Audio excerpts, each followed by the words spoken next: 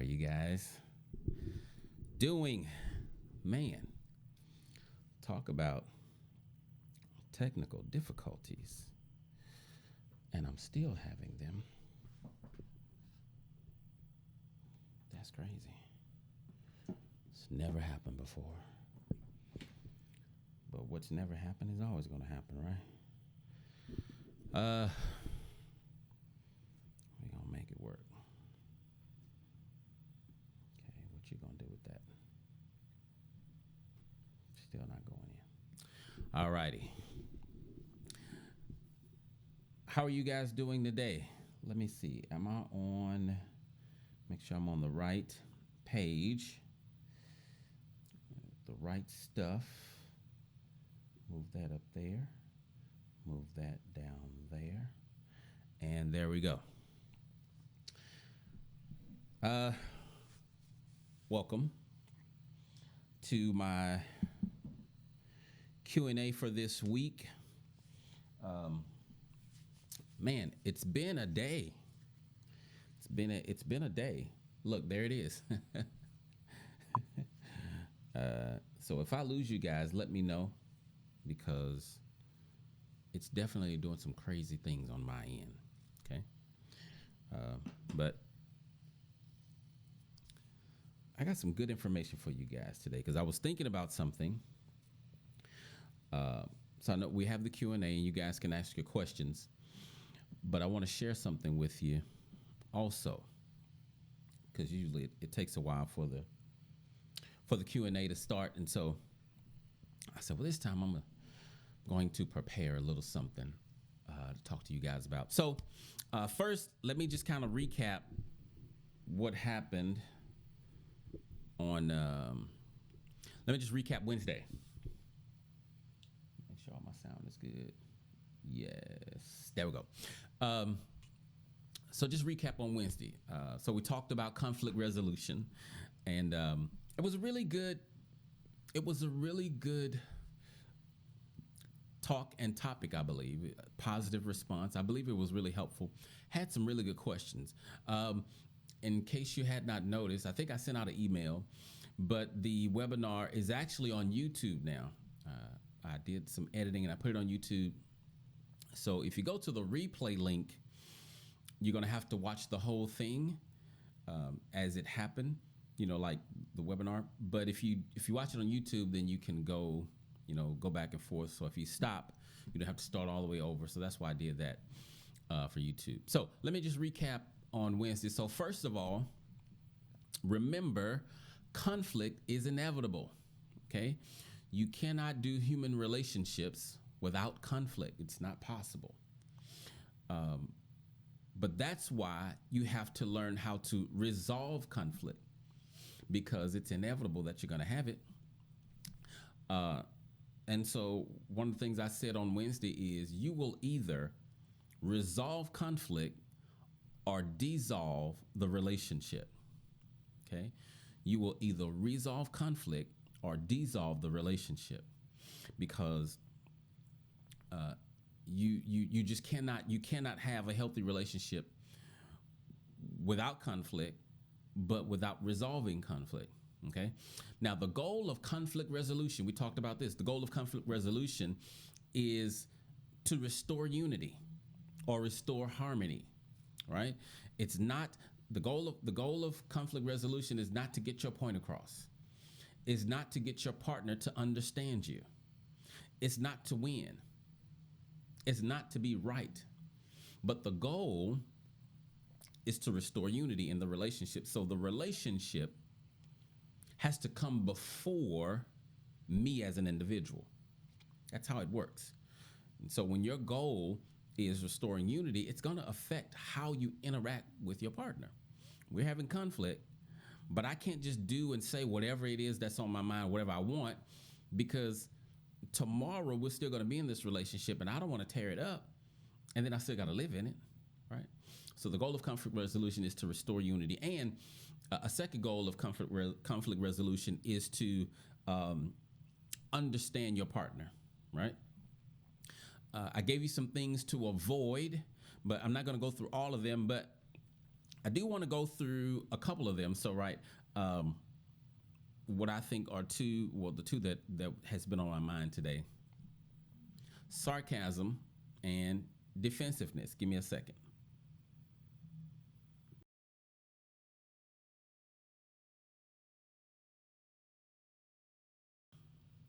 Sarcasm and defensiveness. So, sarcasm is a underhanded way, I call it an underhanded way of communicating your thoughts and feelings. It's not genuine. Okay. Uh, you want to do away with all sarcasm, whether you're playing or whether you're serious. Doesn't matter if you were raised with sarcasm or whatever. You want to get that out of your relationship because it's damaging and it's hurtful. The other one was defensiveness. Okay. Uh, John Gottman says that defensiveness is one of the four horsemen. He says when these four horsemen show up, then divorce, he's talking about marriages, divorce is pretty much inevitable unless you do something drastic to change it. And those four horsemen are defensiveness, contempt, criticism, and then stonewalling. When you see those four, the apocalypse of your marriage is coming. Okay, so be careful of that. So that's kind of a recap what we talked about on Wednesday. And again, like if you want to watch that webinar, do so. You can watch it on YouTube. Some really good questions at the end. I did not get to get all of the questions because for whatever reason my recorder stopped, and it didn't record the ending. I ran out of space on my drive because we normally don't go that long, and so we went almost 2 hours. So the webinar that's online is not 2 hours. It's like an hour and 9 minutes or so. But no questions yet. Good. So listen, this is what I want to talk to you about while you guys are gathering your questions or whatever. Here's what I want to talk to you about. I want to talk to you about the danger of not being vulnerable. Okay? The danger of not being vulnerable. When you have a habit of not being vulnerable, you prevent your partner from loving you. Now, before I even get into this, let me just say, like I said on Wednesday, I'm not talking about toxic relationships, okay? If your relationship is toxic, this is not for you, just like on Wednesday. So what I'm sharing today relative to what you need, this is like baby aspirin.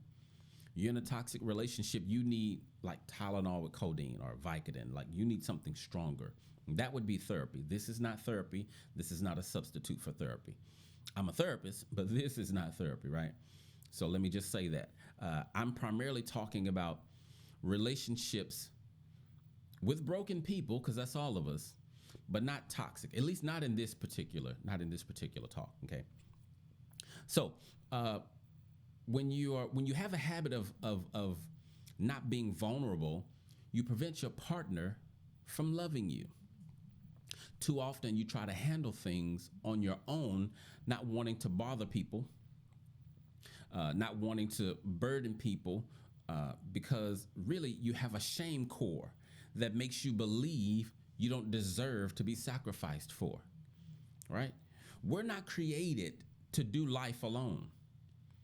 That is why God said in his word, bear one another's burdens, right? He did not say, take your burdens to God. It said, bear one another's burdens. Now, yes, in other places it does say, take everything to God in prayer, right? So then which is it? Is it take it to God, or is it take it to your partner or each other? It's both. It's both. To understand the concept, you can't just look at one part of what he says. You got to look at the breadth of all the writings, and it's all about relationships, okay? Understand this. God's way of meeting your needs often comes through people. As a matter of fact, when he wanted to meet your salvation need, he sent a person. Oh, you understand what I'm saying? Now, it was himself, but he came in human form. So when God meets your needs, the majority of the time is going to come through people. So when it says, I'll meet all your needs. That's not going to be like, money whatever word, miraculously, I'm going to say it, showing up at your door. It doesn't mean that, you're going to find money in your mailbox, right? It's not always going to be through a miracle. More times than not, it's going to be through another partner or another person. When the earth was created, when light was created, he created light, trees, water, plants, and the animals. God said that everything was good. He created man last. The first time that he said something was not good was when he looked at man and said that it's not good for man to be alone. Okay, now you may have heard this before, but don't miss this. This is important, okay? Everything was good until he got to man and said it's not good that he be alone. Think about that. Adam had everything that he needed to survive. He had everything that he needed to survive. And he had the most intimate relationship anyone could have with God. And yet God still said something was missing. Now, because God is God and he's all knowing, he could have created two humans at one time. He could have created both humans at the same time because he knew from the beginning what he was doing. He knew that it wouldn't be good for man to be alone. But I believe that he wanted to highlight that these two significant individuals would be significant for each other. Okay? I believe that he wanted to highlight, emphasize the point that these two people, these two beings will be significant for each other. Everything about them was complementary to each other. Okay? They were not identical. But listen to what God says. It says that it's not good for man to be alone. So I will create for him a helper. He wasn't talking about, and I need to make sure I say this. He wasn't talking about, I need to create a helper for the man, like man, like male and female. He wasn't saying the man needs somebody to help him. No, that's not what that's not what he's saying. The helper that he's talking about is in the sense of human beings helping one another. So it's not the woman being there to help the man, it's them helping each other. And specifically in this case, it's the husband and the wife. They have to help each other, right? Now, listen, if the creator of the universe knew you needed a connection different than the one with him, and then his answer to that need was a helper companion, then you can be sure he never intended for you to lean on him only.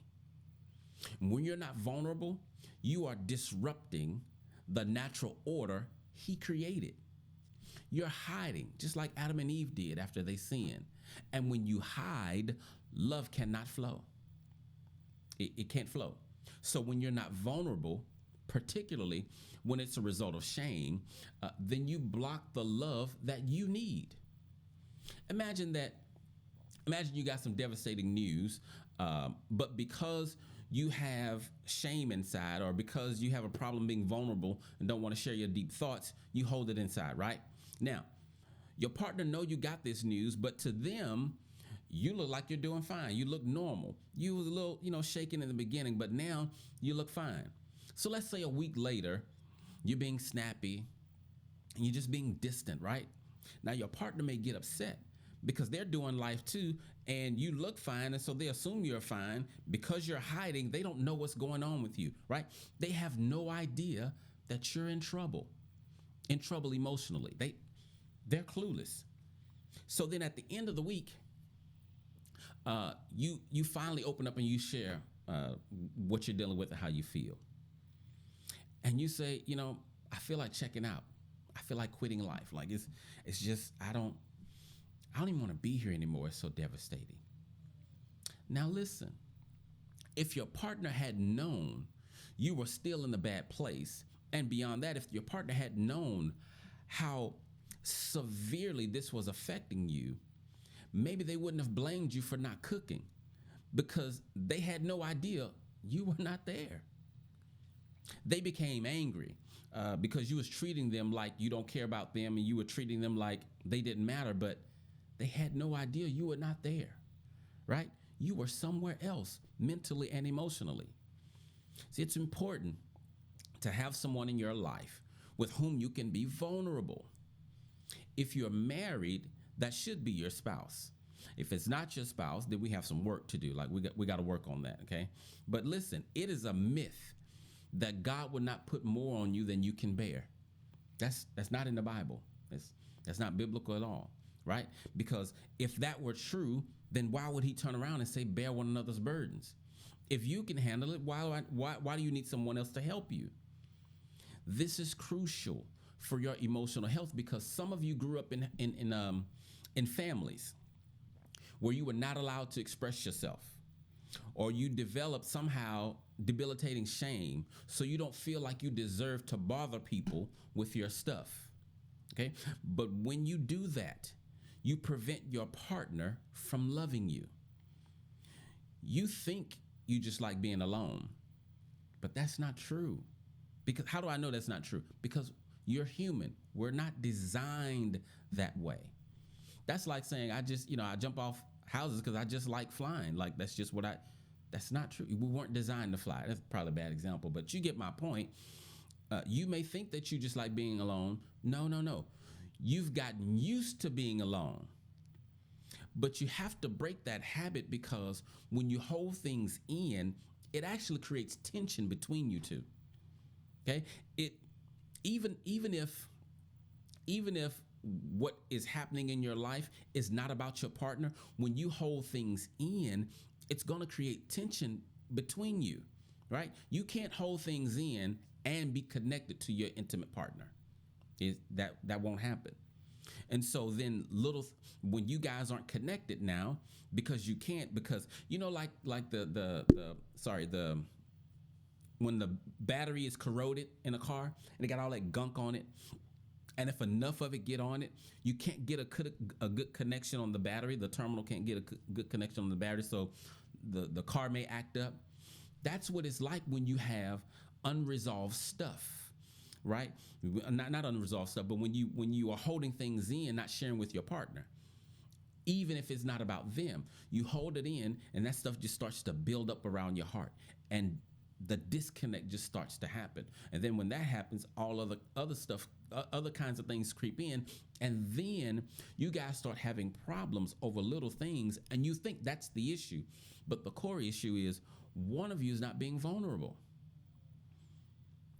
So let me say this. Even if what you're holding in is about them, you still need to share it because they need to know how they messed up, and they need to know how to be able to love you correctly. Okay? You guys are here to help one another. That's you're not supposed to know everything. You're not supposed to be able to do everything. You're not supposed to be 100% completely self-sufficient. He created you that way. So, the point of what I'm saying is, if you have difficulty being vulnerable, number one, don't beat yourself up, but do see about yourself. And if you believe it is a result of the person that you're with, you can't be vulnerable with them because they're unsafe, then again, do therapy. Like, call me, abetterfamilynow.com. Go to the website, fill out the form, sign up. But you can't do life alone. You can't. Even if you learned that you can't trust people, you got to find somebody you can trust. Why? Because that's how we're designed. Don't you think it's interesting? Well, it's interesting to me. When you commit a crime, they want to punish you, they put you in prison. Okay? Now, if you're in prison and you commit a crime, now what do they do? Because you're already in prison, we can't punish you. We're already being punished. No, they do. What do they do? They put you in solitary confinement. Why? Because being alone is torturous for a human. We need connection. We need to be vulnerable. I need you to see me. You don't need but one person. You only need one.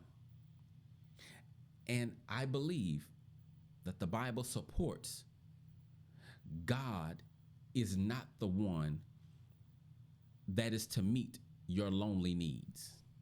When you're lonely, that's a sign that you need connection. You're not weak because you feel alone.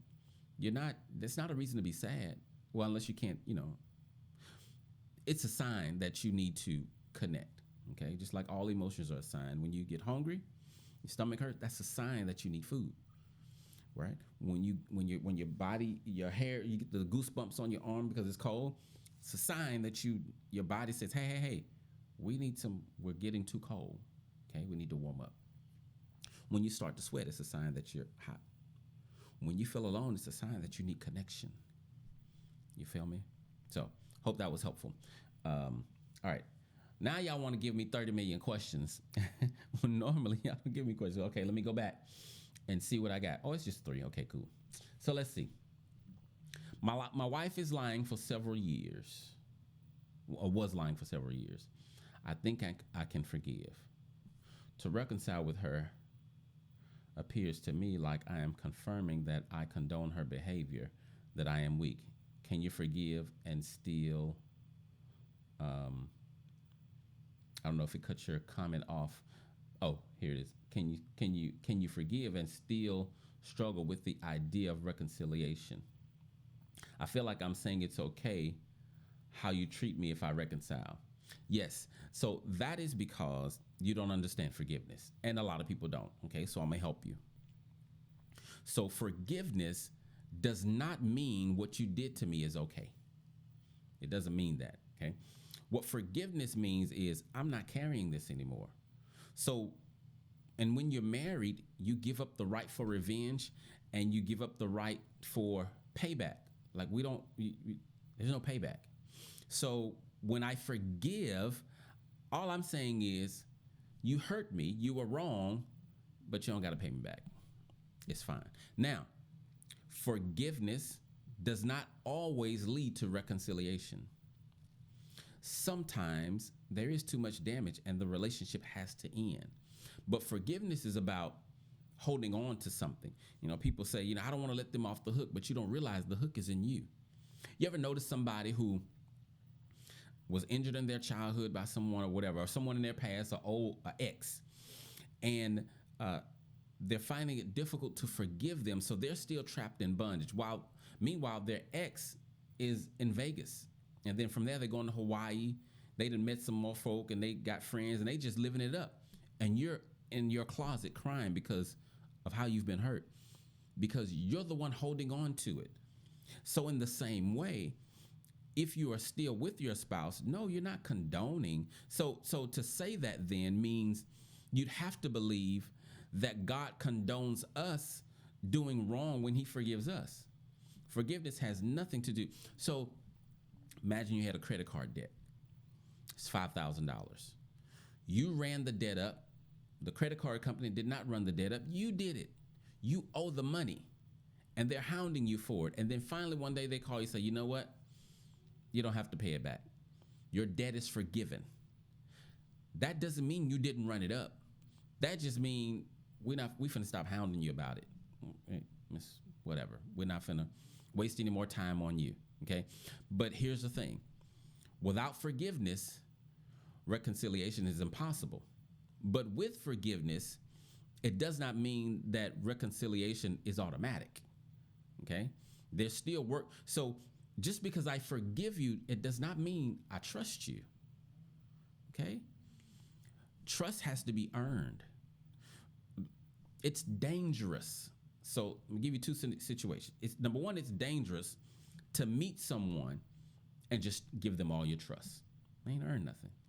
But on the flip side, once you get with someone, you're married and you're doing a relationship and there's trust there, it's broken. That trust has to be rebuilt. You don't just get trust automatically because I forgive you. So, no, forgiveness does not at all say I condone what you're doing. That's a punishment mindset. So you think that, and a lot of people think this, that if you do something wrong, then you need to suffer for it. You need to be hurt. Let me tell you something about life. Life has enough built-in consequences where you do not have to create situations to punish people. You don't. And I'm not talking about, I don't believe in karma or whatever. I believe in God. And I believe what the Bible says, vengeance is mine, I will repay. The problem is you want to see them suffer. But see, if God did that to you, you'd be in trouble. Because see, he knows things about you that the world doesn't know. And so if you don't want to forgive because she lied to you several times or several years or whatever, then what about all the, let's say you're over 20. What about all the 15, 20 years of stuff you've been doing that he's been forgiving? He's going to put that back on your plate and say, okay, well, now you're going to, I'm going to hold this against you then. He wouldn't do that, and he doesn't expect you to do it. But because your question had two parts. Does forgiving mean I condone it? No. And does forgiving mean we got to reconcile? No. The reason you reconcile, let me help you with this. The reason you reconcile is because you love them. And, because it can't be just you love them, and you believe they love you and that they want to be different. But then that's where the trust come in. You inch back into trust. You don't rush it. You don't rush into trust and just like let your guard down. You have to be safe and wise. But holding on to unforgiveness is like drinking poison and expecting the other person to die. Okay? Because it does something in you, not in them. You're the one holding on to it. Let it go. And I need to do a lesson on this. I wrote an article, that was about 8 years ago. I wrote an article called Emotional Wholeness. The whole article was about forgiveness. Forgiveness is the key to your emotional wholeness because you hold on to so much crap. After a while, it rots inside of you, it turns to bitterness. Now you're stuck. And again, they're going on with their life. Y'all break up, divorce, or whatever. Hold on to that. It's going to disrupt your life, not hers. She'll be fine. Okay? So you want to let that go. That's what forgiveness is, letting that go. And then if you want to reconcile, do the work. And you guys probably need therapy, right? Because if she's been lying for years, and depending on what she's been lying about, you guys need help getting through that, right? Some things we can't navigate on our own. Why? Because God created us to help one another. Okay? So,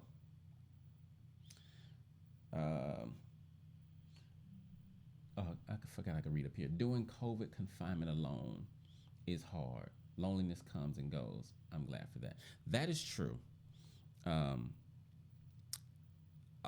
think a lot of people during this time realized how lonely they were. A lot of people realized how broken their relationship was or has been. But the good news is some people realize how strong their relationship is because they had to spend time together. But yeah, the whole COVID thing kind of shines a light on a lot of different things. And one of those is loneliness. But loneliness is not a sin, right? Loneliness is not a bad thing. It's just a sign that you need connection. And then when we're on lockdown and quarantine, that makes it difficult. Which maybe that's the reason why they, just open things back up. I feel like too soon, but now it looks like, my lady told me today that people walking around outside with no mask on. I'm like, that won't be me. I will be out tomorrow, right? But trust and believe I'm gonna have a mask on. I'm not ready for that level of trust. Like Corona got a inch. Wait, you like let's say Corona. Let's say the world, like the outside world, the atmosphere. We gotta rebuild some trust because I don't trust it because it's too much of a risk, right? So, but yeah, the whole Corona thing exposed a lot. Um, One of the things that it exposed for me, if I can just be like a tad bit, just a tad bit transparent, and I shouldn't say exposed because I already knew this, but it shined a light on the fact that I don't have the quality relationships that I believe I want and need, particularly with men. My everyday life, I'm just good. I go to work, come home, go to my wood shop, talk to the guys I talk to every now and then. It's kind of surface, whatever.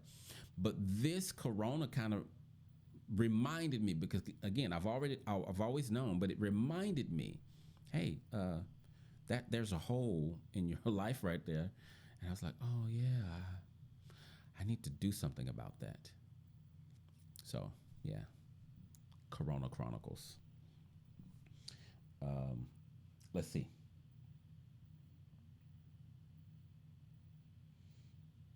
Let's see.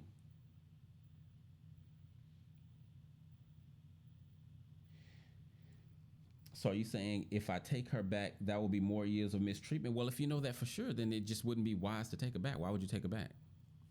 If you know it's going to be years of mistreatment, and wisdom says don't do that. But then my question is, how do you know that? Are you saying that there's absolutely no way she can change? No way at all to change? So,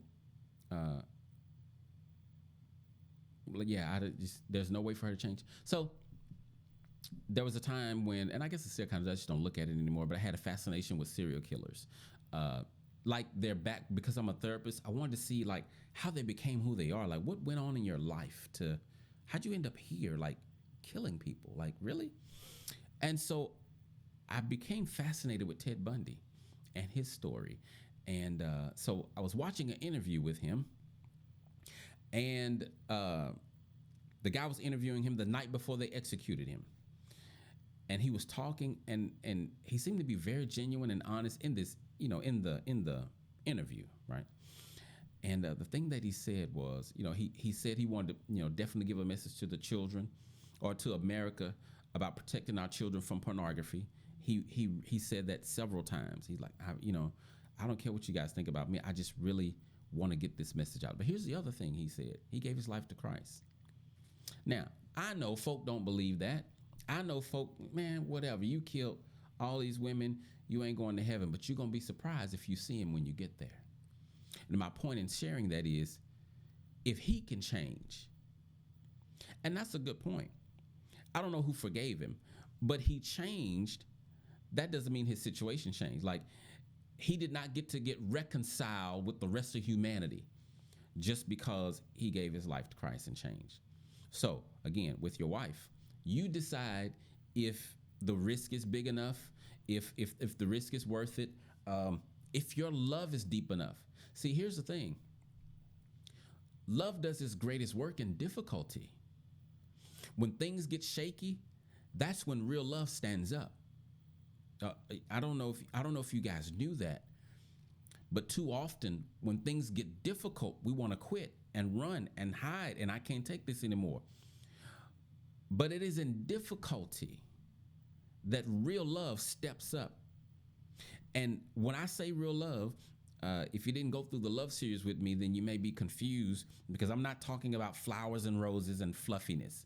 That's not love, okay? But real love sometimes has boundaries. Real love sometimes has discipline. Real love sometimes says no. But what I'm saying is, when life gets tough, or when our relationship gets difficult, that's when real love says, okay, I'm here. What do I need to do? How do I fix this? How do I, love is what will hold you together. Okay. Pride says, I ain't got to fool with this. I don't have to put up with this. I don't deserve this. I deserve better than this. I would never do what you did. And for that reason, I'm out. Okay. So then what you going to do after that? Because the next person you choose is going to come from the same flawed population you chose the other one. Because all we have to choose from on this planet are flawed beings. Yeah, they're gonna have different flaws. Maybe they won't be a habitual liar, but I promise you. Do you know why we put in the vows for better, for worse? Because worse is coming, without question. It's coming. And what you said was, when worse shows up, I'ma stay. I know folk don't keep that promise, but that's what you said. When worse shows up, I'ma stay. Okay, so and that's not. I'm not saying that from a place of judgment at all, right? Most of you know I'm divorced, right? So I don't say that from a place of judgment. But I'm just saying, worse is coming. And you said when it show up, you would stay. You know, and I know we make promises we don't know. If you had seen worse on the wedding day, like you're doing your vows, and they say for better, for worse, and that's something. Now, before I pronounce you as husband and wife, watch this video from the future. This is what worse looks like. I promise you, I would bet everything I got that 100% of weddings would not happen. Anybody signing up for that? Not beforehand. No. But guess what? If God did that to you about your future and the great things he has for you, you wouldn't go either, because when he show you the path to get there, you can be like, I ain't doing that. Nope. But on the other side of that is greatness. You don't want to go? No. Look at all that fire. I'm not doing that. So you got to decide if she's worth it, if love is worth it, if she has a genuine heart or if she has a corrupted heart. And if she has a corrupted heart, if it is she and the marriage salvageable? That's really what you got to decide. But let me share this with you. And I'm going to see if you said something else. But let me share this with you. It's dangerous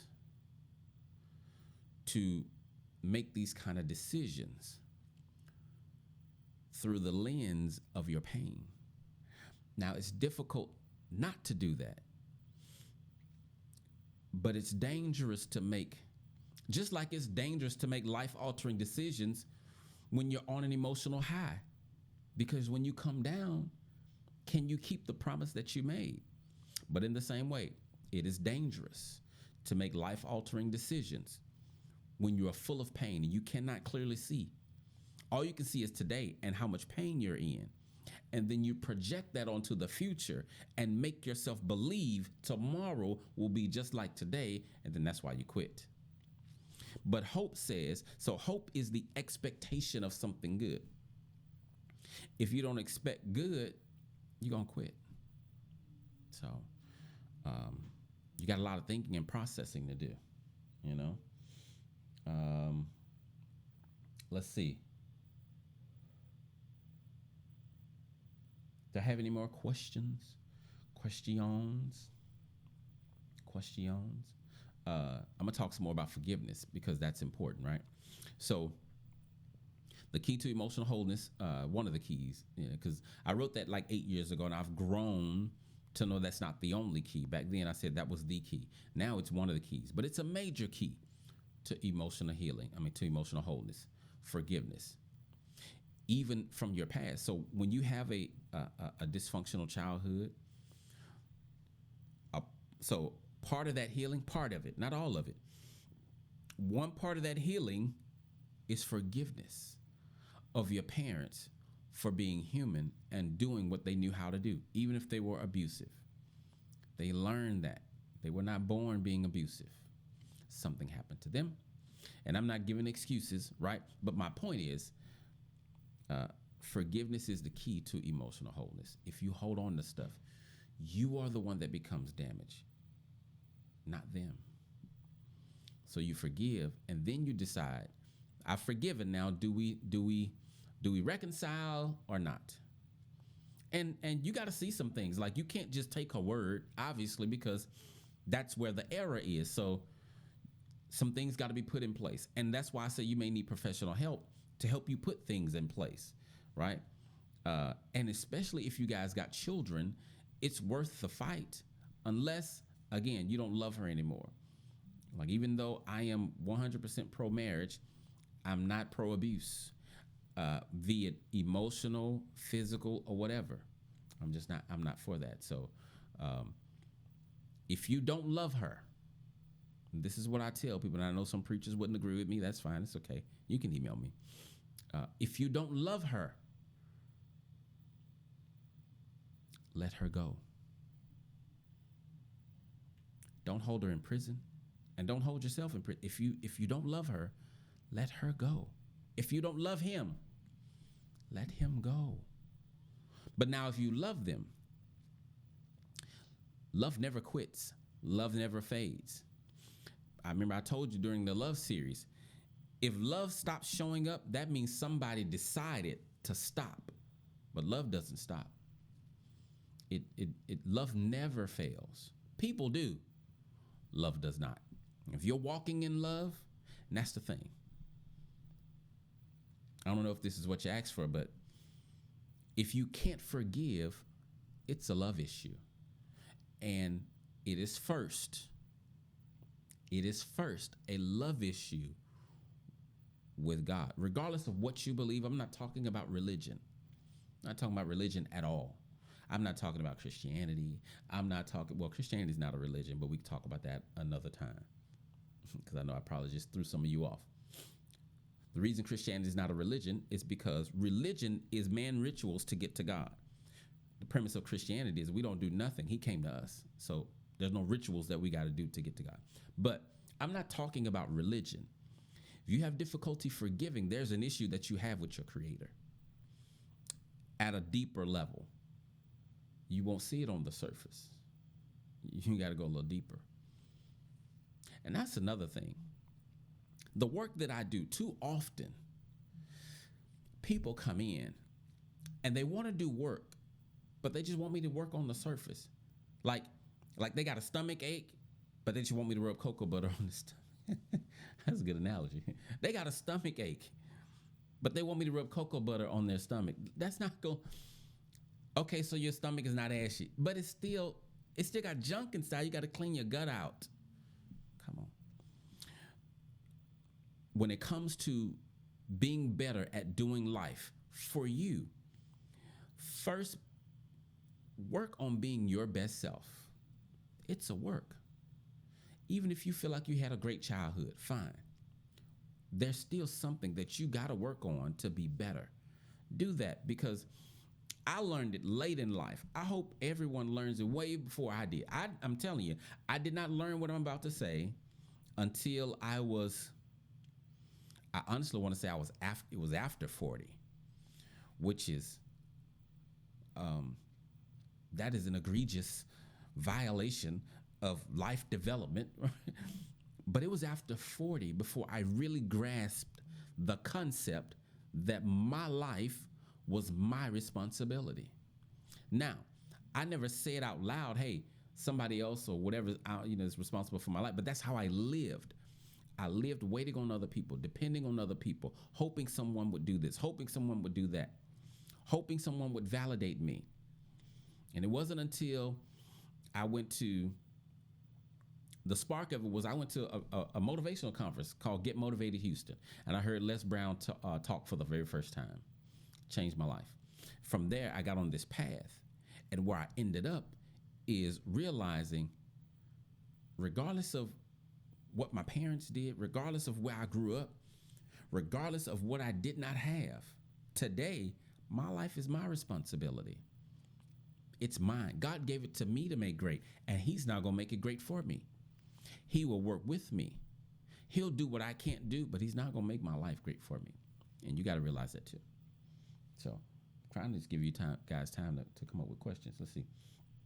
Did you think the same when you were married about the in good times and bad times? Do I take thee? I think you're asking me, did I think that when I was married, did I think that I said for better, for worse, and then I didn't do that? Actually, I don't think I know what you're asking me. Can you ask it again, or like type it differently, or did I say it correctly? You gotta tell me. But when I was married, Number one, I got married for the wrong reasons. Okay. My while my divorce did not have to happen, I do believe it was inevitable because I didn't trust God in the beginning of it, right? I didn't ask God, hey, is this what I should be doing? I did that because, okay, so it was after 40 when I got this revelation because I was still looking for someone else to validate me.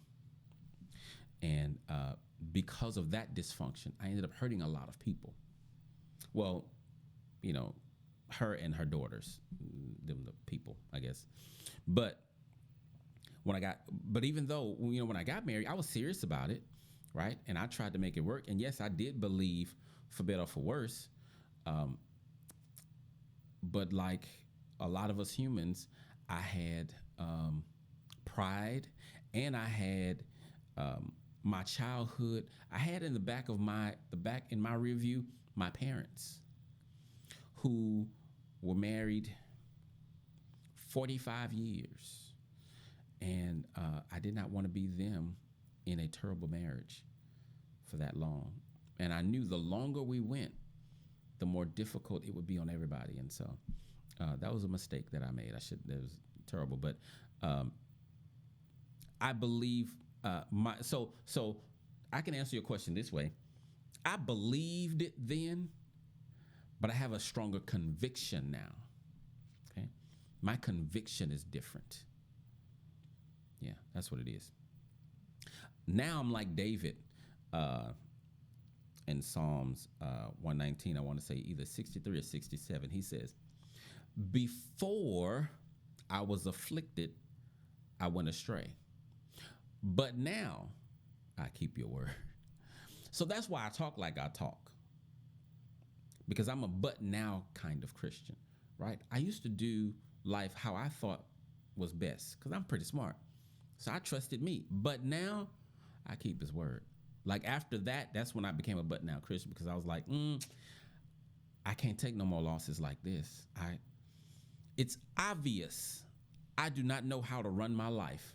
Here, you do it for me because what does your word say? Because clearly I'm clueless. So I'm a but now Christian. Before I was afflicted, I went astray, but now I keep your word. So my conviction is different. I still believe it, but the conviction now is stronger.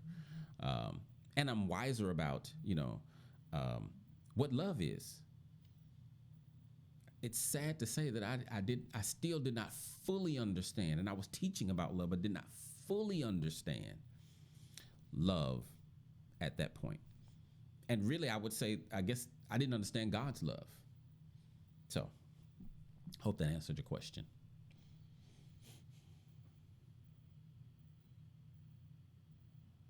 Yeah. Cool. See, I told you I was smart. No, I'm kidding. But wow, it's been 48 minutes. Okay, so that means it's time for us to get out of here. I did not mean to stay on here this long, but I hope this was helpful for you. Next week, I do have a couple of announcements. And if you know somebody who's not on here that normally is on the webinar, you have the information, please get them this information. I'll try to send out another email. We're not going to meet next week, okay? The week of Memorial Day, we're not going to meet that Wednesday. No webinar this coming Wednesday. It's going to be the following week, which is I think the third. This is not the third. This is the third. The third week after next. Okay, so not next week, but I am still planning to launch the mini course on conflict resolution next Wednesday. Okay, you'll get an email from that. If you're on my email list, you'll get an email about the conflict resolution mini course. If you're not on my email, go to the website and go to the website and sign up for the webinar. Then I'll have your email address and I'll make sure I send you out that the thing for the mini course. And I still need to send you guys the PDF. I forgot to send that. I'll send that right after this for the from the Love series. I'll send that out to you. Did I have any other announcements? I think that was the main one, that the webinar won't be this coming Wednesday, but the following Wednesday. And if you didn't hear me in the beginning, The webinar from this past Wednesday is now on not Facebook, on YouTube, so you can watch that, and it's a little bit more flexible for you to, watch, as opposed to having to watch the whole thing or start over every time you close it and don't finish. So that's on there. Let's see. I feel the same way, but creating new friendships are difficult for me. As an adult, it is a lot more difficult. But the reason it's difficult, if I'm honest, is because we are our own worst enemy. Children don't have all the barriers and crap that we have. A kid can go outside and just start playing with somebody. They play enough times every day, especially their neighbors. Bam, they best friends. And then they keep that for life. But as an adult, we got all of these hang-ups and quirks, and I like this, I don't like that, and I need somebody that likes me, and I need somebody that dressed like me, and I need somebody that likes sports, and I need somebody that, want to text all the time, no, want to talk all the time, no, what? What does any of that have to do with anything connected to friendship? Because at the end of the day, genuine friendship, it's for companionship and fun. But really, it's for help. It's to do life. It is. I told my friend, my best friend, this the other day. Oh, yesterday. Or was it today? I don't know. Anyway, I told my best friend this. Friends are meant to be used. Yeah, use your friends. They're just not meant to be misused. Use me. That's what I'm here for. If you have a need and I got it, use me to meet the need. You just can't misuse me. All right? Yeah. But yeah, it is difficult as you get older to make friends. But that's our issue. All right? That's because we have erected all of these criteria and boundaries and barriers and walls and, and I recognize that. I'm just trying to push past it, and mine is deeper. Mine definitely comes from my childhood and the relationship with my dad, and so the connection is more difficult because then there's fear and there's thoughts and core beliefs and all that kind of stuff that comes in, stuff that children don't have. Because when I was a kid, I had plenty of guy friends. I was a regular boy. Maybe I wasn't regular. What is regular anyway? I don't know. But it is what it is. So my word to you, Sonia, is keep working at it. Because why? It is necessary. We need friends, male and female. I am anti. You can only be friends with the same sex. I'm anti that because I don't believe that's God's design. When it's that way, that's broken people and insecurities and fear coming into play. I understand boundaries. I understand that certain things just can't happen. I understand making yourself vulnerable or your relationship vulnerable to, I understand all of that stuff.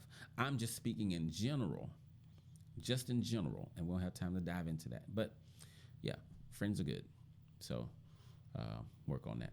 All right. You guys enjoy your holiday weekend. Be safe. Because things are open, it's a new specs right here by my house, right? Folks gonna be drinking, okay? It's holiday weekend, so don't just watch out for Corona. Watch out for Gerona. I tried to make something funny. I couldn't do it, but the point is, watch out for people who are drinking and driving, okay? All right. You guys stay encouraged and stay blessed. Thank you for allowing me to speak into your life another week. You guys have a good one.